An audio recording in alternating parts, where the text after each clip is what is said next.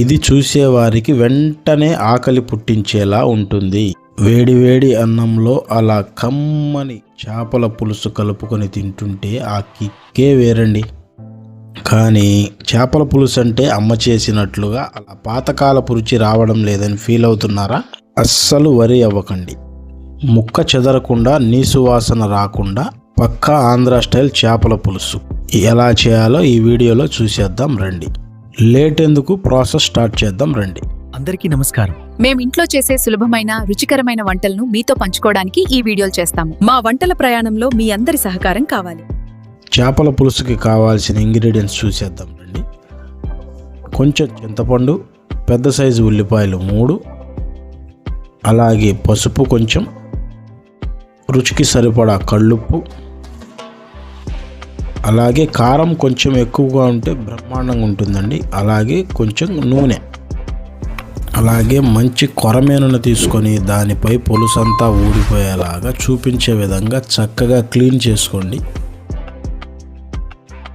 ఈ చేపని మా సైడు గురకని, అలాగే కొన్ని ఏరియాలలో జిలేబీ పక్కెలని కూడా అంటారు. వీటిని పులుసు తీయనవసరం లేదండి. దీనిని ఇప్పుడు మీకు చూపించే విధంగా ఒక్కసారి మీరు కూడా ట్రై చేయండి. చాలా సింపుల్గా ఈ చేపను మనం క్లీన్ చేసుకోవచ్చు. ఇది బండకేసి మనం రుద్దాల్సిన అవసరం లేదండి.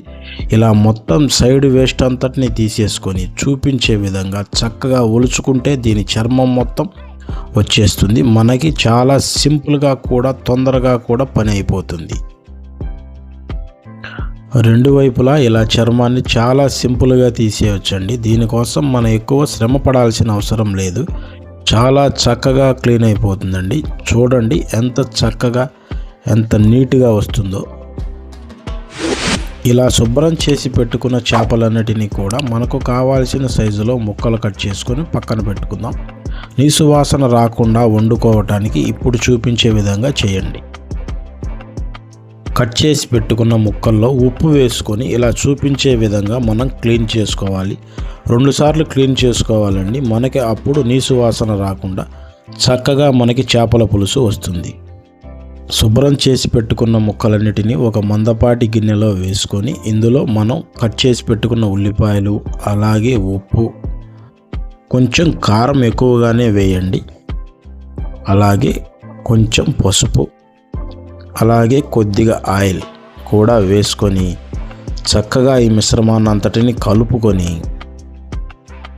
ఇప్పుడు ఇందులో మనం ఇందాక నీళ్ళల్లో నానబెట్టిన చింతపండు పులుసును కూడా చక్కగా కలుపుకొని ఇందులో మొత్తం వేసేసుకోవాలండి.